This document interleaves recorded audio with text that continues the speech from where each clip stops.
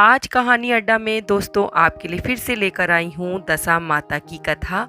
और दोस्तों ये तीसरी कथा है। इससे पहले भी मैंने 2 कथा का वीडियो बनाया था। अगर आपने नहीं देखा हो तो उसे ज़रूर देख लीजिएगा, क्योंकि दशा माता की 10 कथाएं होती हैं जिनका श्रवण करने से आपकी कितनी भी बुरी से बुरी दशा में सुधार होता है और दशा माता के आशीर्वाद से घर में लक्ष्मी बढ़ती है, सुख शांति बढ़ती है।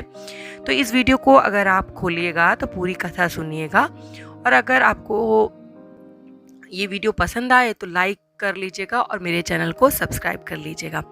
तो चलिए दोस्तों, दशा माता का नाम लेते हुए इस कथा को शुरू करती हूँ। था एक साहूकार था। उसके परिवार में 5 पुत्र, बहुएं और एक पुत्री थी। पुत्री का विवाह हो चुका था, परंतु उसका गौना नहीं हुआ था। इस कारण वो भी अपने माता पिता के घर में रह रही थी। एक दिन साहूकार की पत्नी दशा माता का डोरा ले रही थी। उसकी बहुओं ने भी डोरा लिया। बहुओं ने अपनी सास से पूछा कि क्या ननंद के लिए भी डोरा ले लेना है। सास ने कहा हाँ। इस पर बहुओं ने कहा कि उनकी तो विदाई होने वाली है, यदि व्रत से पहले ही विदा हो गई तब क्या होगा। सास ने उत्तर दिया, मैं व्रत का सारा सामान साथ में रख दूंगी, वो अपने ससुराल में पूजा कर लेगी। ऐसा ही हुआ। उसके ससुराल से लेने उसका पति आ गया। माँ ने बेटी को विधि पूर्वक विदा किया और उसकी पालकी में पूजा का सब सामान रखवा दिया। लड़की जब अपने ससुराल पहुंची तो उसे घर के आंगन में गलीचा बिछाकर बैठाया गया। आस पड़ोस की महिलाएं नई बहू को देखने आ गईं। सब उसकी सुंदरता और गहने कपड़ों की तारीफ करने लगी। किसी की निगाह उसके गले में बंधे डोरे पर गई। वो बोली कि बहू की माँ तो बड़ी टोटके वाली है। सबकी निगाहें उसकी बात सुन सुनकर उसके गले में पड़े डोरे पे पड़ रही थी। सभी स्त्रियां डोरे के बारे में अपनी अपनी राय प्रकट करने लगी। शाम को सास, ननद, देवरानी, जिठानी, घर की सभी स्त्रियों ने उस डोरे की चर्चा करते करते डोरे की निंदा तक करने लगी। सुबह से शाम तक डोरे के बारे में सुनते सुनते बहू का दिमाग खराब हो गया। उसने डोरे को गले से उतारकर जलती हुई आग में डाल दिया। डोरे के जलते ही सारे घर में आग लग गई। घर में रखा सब सामान, धान, कपड़े सब कुछ जल गए। सब आदमी अपने प्राण बचाकर घर से बाहर भागे। अब घर में केवल नई बहू और उसका पति रह गया था। घर का सारा सामान जल गया था। घर में अब ना खाने को अन्न था और ना पहनने के लिए वस्त्र। इसलिए दोनों पति पत्नी गांव छोड़कर रोजगार खोजने चल दिए। चलते चलते वे उसी गांव में पहुंच गए जहां लड़की का मायका था। लड़की ने अपने पति से कहा कि तुम यहाँ बड़भूजे के यहाँ काम कर लो, मैं कोई काम ढूंढती हूँ। पत्नी का कहना मानकर वो बड़भूजे के यहाँ भाड़ झोंकने लगा। वो लड़की स्वयं कुएं पर जाकर बैठ गई। उस कुएं पर सारे गांव की स्त्रियां पानी भरने आती थी। उस लड़की की भाभियां उस कुएं पर पानी भरने आई, परंतु दशा माता के प्रकोप के कारण वो अपनी नंद को पहचान नहीं पाई। उससे बोली, तुम तो किसी भले घर की लड़की मालूम होती हो, कुछ काम करना चाहती हो तो बोलो। लड़की बोली, काम तो करूंगी परंतु कोई नीच काम नहीं करूंगी। बड़ी भाभी बोली, हमारी ननद ससुराल चली गई है, तुम हमारे बच्चों की देखभाल करती रहना, हमारे घर से जो सीधा वगैरह मिले उससे भोजन बना लिया करना। लड़की इस काम के लिए राजी हो गई। लड़की की भाभियां उसे अपने घर ले आईं और सास से बोली, कुएं पर एक अनाथ लड़की बैठी थी, हम उसे घर के बच्चों की देखभाल करने के लिए ले आए हैं। सास भी इस बात से राजी हो गई और कहा कि ठीक है, तुम रख लो, पर आपस में कलह मत करना। सब बहुएं राजी हो गईं। दोस्तों, एक दिन दशा माता का डोरा लेने का फिर से अवसर आ गया। सास के कहने पर जब सब बहुओं ने डोरा लिया तो बहुओं ने सास से पूछा कि क्या इस लड़की के लिए भी डोरा लेना है। सास ने कहा हाँ, ले लेते हैं।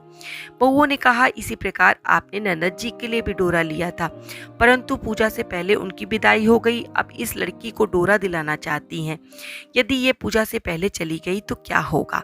सास बोली, तुम्हारी ननद ने अपने घर जाकर पूजा की होगी, उन्हें कुछ भी नहीं पता था अपनी लड़की के विषय में। दशा माता के प्रकोप के कारण सबकी मति भ्रष्ट हो गई थी।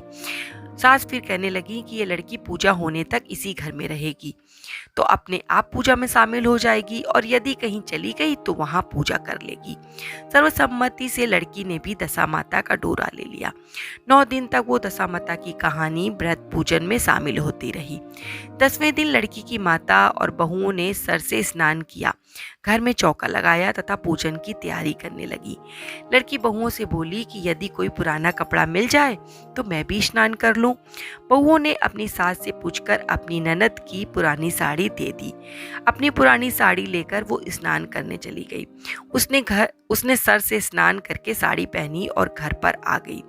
घर पर पूजा आरंभ हो गई। वो जैसे ही पूजा के पास आकर बैठी तो बहुओं ने कहा, अरे ये तो हमारी ननद जैसी लग रही है। इस पर सास ने नाराज होकर कहा, तुम्हारे मन में जो आता है बोलती रहती हो। तुम्हारी ननद यहाँ कहाँ, वो अपने ससुराल में सुखपूर्वक रह रही है। पूजा के समय भी चुपचाप नहीं बैठा जाता। चुप रहो, मुझे कथा कह लेने दो। तुम्हारी बातों से कथा में विघ्न पड़ता है। बहुएं चुप हो गई। घर की सब स्त्रियों ने पारण किया, लड़की ने भी पारण किया। इसके बाद स्त्रियां एक दूसरे का सर गूंथने लगी। एक ने लड़की का सर गूंथना शुरू किया। वो बोली कि जैसे गूंथ सिर में तुम्हारी है वैसे ही हमारी ननद की थी। सास फिर नाराज हो गई, तुम मेरी बेटी की तुलना इस भिखारी लड़की से क्यों कर रही हो। सास ने बहू को डांट दिया। बहुओं की बात उनके मन में घर कर गई। उसने लड़की से कहा, आज रात तुम मेरे साथ सोना। रात तो जब बहुएं सो गईं तो उसने लड़की से पूछा कि तुम्हारे पीहर में कौन है। लड़की ने जवाब दिया, मेरे 5 भाई और भाभियां हैं, तुम जैसे माता पिता थे। फिर माँ ने पूछा, तो क्या हुआ। लड़की बोली, पीहर में मैंने दशा माता का डोरा लिया था। उसके पूजन से पहले ही ससुराल के लिए विदा हो गई।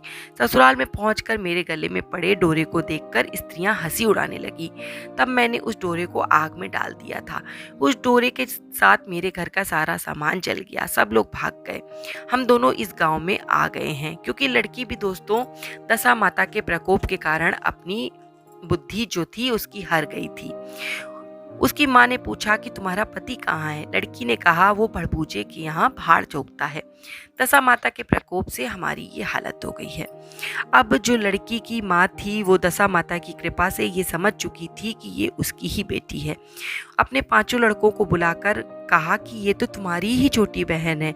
दशा माता के प्रकोप से हमारी बुद्धि हार गई थी और हम इसे पहचान नहीं पा रहे थे। तुम जाओ भड़बूजे के यहाँ से अपने बहनोई को लेकर आ जाओ। 5 लड़के गए और अपने बहनोई को बुलाकर ले आए। उन्होंने उसको स्नान कराया और उत्तम वस्त्र पहनने के लिए दिए। कपड़े पहनकर वो सुंदर साहूकार दिखाई देने लगा। वो कुछ दिन ससुराल में रहकर अपने घर चला गया। घर पहुंचकर उसने देखा कि सब लोग सुखपूर्वक फिर से रह रहे हैं। सब माता की दया से ऐसा हुआ था। इसके बाद वो ससुराल आकर अपनी पत्नी को विदा करा ले गया। वो अपनी दशा पर विचार करती हुई जा रही थी। मार्ग में एक नदी पड़ी। उस नदी में स्नान करके अप्सराएं दशा माता का डोरा ले रही थी। उनके पास एक डोरा बच गया था। वो अप्सराएं बोली कि यदि इस डोली में कोई उच्च वर्ग की स्त्री हो जो ये डोरा लेना चाहे तो हम उसे दे सकते हैं। लड़की ने हामी भर दी। अप्सराओं ने वो डोरा लड़की को दे दिया। जब लड़की अपनी ससुराल पहुंची तो थाल सजाए, ननद कलश लिए और देवरानी जेठानी मंगलिक वस्तुएं लिए उसका स्वागत करने के लिए खड़ी थी। नेक दस्तूर हो जाने के बाद लड़की को आसन पर बैठाया गया। आसन पर बैठने के बाद लड़की ने कहा कि आप लोगों ने पहली बार दशा माता के डोरे के लिए अपशब्द कहे थे, जिसका ये फल हुआ। घर के सब लोग बिछुड़ गए। घर का धन धान्य जलकर स्वाहा हो गया। बड़ी मुसीबतें उठाने के बाद अच्छे दिन आए हैं। आप से मैं प्रार्थना करती हूँ कि अब दशा माता के डोरे की निंदा भूल कर भी ना करना। जब मेरा व्रत हो तब सब श्रद्धा पूर्वक पूजन करना। सबने खुशी खुशी उसकी बात मान ली। 9 दिन तक व्रत चलता रहा। 10वें दिन विधि पूर्वक डोरे की पूजा की गई। 7 सुहागिनों को न्योता दिया गया और उन्हें श्रृंगार का सामान देकर दशा माता की कृपा प्राप्त की। जिस प्रकार दशा माता ने उस लड़की के दिन फेरे वैसे ही सब पर दया करें और सबकी दशा को सुधार दें। दोस्तों, इस कहानी को, इस कथा को आप पूरे ध्यान लगाकर पूरे मन से सुनिए।